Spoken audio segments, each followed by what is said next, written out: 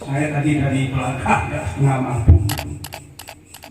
Tadi ya sang tokoh Supriyadi bilang baca puisi tentang saya. Terus saya jawab, bagaimana kalau cucu Eyang atau yang baca langsung tentang kisah perjuangan di penjara Sukamiskin. Saya sampai di sini ya suruh menyampaikan sapur siri gitu. Saya mengucapkan salam perkenalan dan saya dari belakang Surasono Lasar. Saya juga mengucapkan salam kenal buat saudara-saudara, anak, cucu, dan kerabat dari sang tokoh Supriyadi yang mungkin ada dari Ponorogo, dari Semarang, dari Pacitan, dari Blitar, mungkin dari Tulungagung, Trenggalek, dan sebagainya. Kita harus menyuarakan bahwa sang tokoh ini benar-benar masih ada keberadaannya di seputar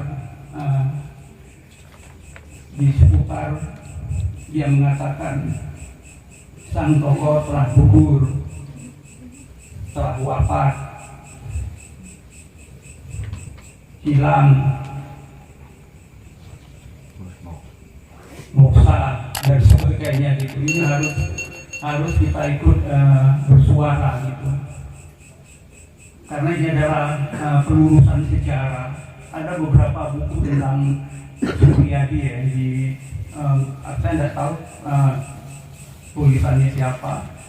Saya dapat info dari kawan penulis di Surabaya. Buku sang tokoh Supriyadi lahir di Trenggalek, itu sejarah mencatat seperti itu, dan itu harus kita luruskan. Ada juga sang tokoh Supriyadi gugur di Maluku. Ada juga zaman tahun mungkin 60, 70, 80 mayat sang tokoh Supriyadi ditemukan di Gunung Merapi dan makamnya ada di Pamulang di Tangerang gitu. Dan itu bagian dari cerita sejarah, dan kita perlu meluruskan hal itu semua biar tidak berlarut-larut gitu. Karena itu ketika saya bertemu dengan Eyang, terus Eyang Supriyadi bertemu dengan Dia Andanin, terus kita bicara bertiga untuk menyuarakan ya misteri sang tokoh Supriyadi itu yang sudah 70 tahun menuntut ke misteriannya gitu. Karena itu buku itu muncul walaupun formatnya adalah bahasa puisi, iya, tapi itu juga bicara tentang sejarah. Saya menulis di pengantar buku itu pengantar perjalanan sejarah Supriyadi Peta, dan judul itu memang diminta oleh sang tokoh sendiri itu. Saya menulis pengantar itu ada 9 halaman, terus ada 1 lembar catatan dari sang tokoh ya, tulisan tangan yang ditandatangani oleh Sudanku Supriyadi. Yang 2 juga ada lembaran tentang sang tokoh Supriyadi memberi sebagian ya wewenangnya untuk saya menulis buku itu dan sebagainya dan mendokumentasinya. Walaupun itu juga kemunculannya tetap aja pro kontra. Ketika itu akan diluncing di Dewan Kesenian Surabaya oleh Mbak Dia Hadani. Dulu Mbak Dia Hadani itu putri sulung ya, putri sulung sang tokoh. Itu pernah juga jadi ketua Dewan kesenian Jakarta gitu.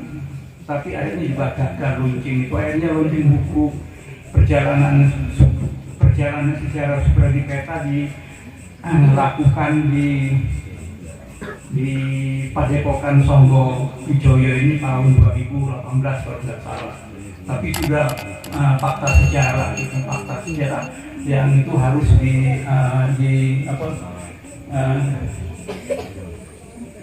ditandaskan gitu. Memang bicara tentang sang tokoh Supriyadi ini seperti kita masuk ke wilayah cahaya gitu. Semakin cahaya itu kita dapatkan, semakin banyak lagi berpendaran cahaya yang lain. Jadi banyak sekali gitu. Saya sempat bertanya, yang Supriyadi apa rahasianya yang bisa berumur panjang lebih dari 100 tahun? Dijawab neriman gitu. Neriman itu kan adalah perjalanan seorang sufi kan, seorang waliullah kan. Sulit orang bisa memiliki sifat karakter neriman itu, karena itu adalah keilmuan yang di atas kesabaran, di atas ketawakalan, di atas kepasrahan pada Allah. Neriman gitu. Sulit itu diucapkan dengan kata-kata, tapi itu bisa dipraktekkan oleh sang tokoh. Di buku Perjalanan Sejarah Supradipeta itu sang tokoh menulis 23 puisi, saya 24, Mbak Diah Handing ada 7 puisi gitu. Dan itu sebagian besar adalah bicara tentang misteri ya, misteri sang tokoh, juga kesejatian sang tokoh, terus bicara tentang kesaktian sang tokoh, bicara tentang pencarian keterharuan dalam hubungan kemanusiaan, ketuhanan, dan terhadap semesta gitu. Jadi kalau kita bicara tentang Supriyadi ya berarti lingkupannya luas, lebar, dan itu mungkin tidak bisa diceritakan dalam 1 malam, 2 malam, dan itu memang memerlukan suatu keseriusan ya, ketelatenan untuk mengungkap semua misteri yang ada di belakang, di samping. Dulu sang tokoh pernah bercerita ketika beliau ditangkap oleh penjajah Belanda di sekitar tahun 1929. Dia dinaikkan kapal di kapal Belanda di dekat laut selatan Plengkung ya. Sang tokoh itu meloncat ke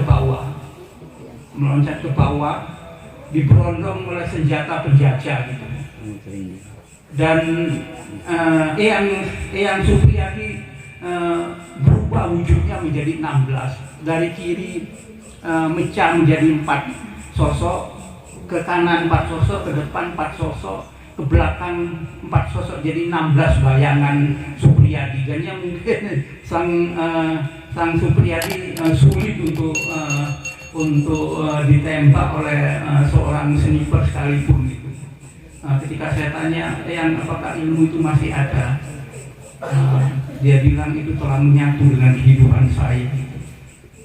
Ya itu sekelumit cerita dari Skapursi ini. Nanti kalau terlalu banyak, khawatir ini bisa ngantuk dan sebagainya. Tapi percayalah bahwa keberkahan Allah itu akan turun bagi orang-orang yang meluruskan sejarah tentang sang tokoh itu. Kita harus bersatu untuk meluruskan sejarah itu.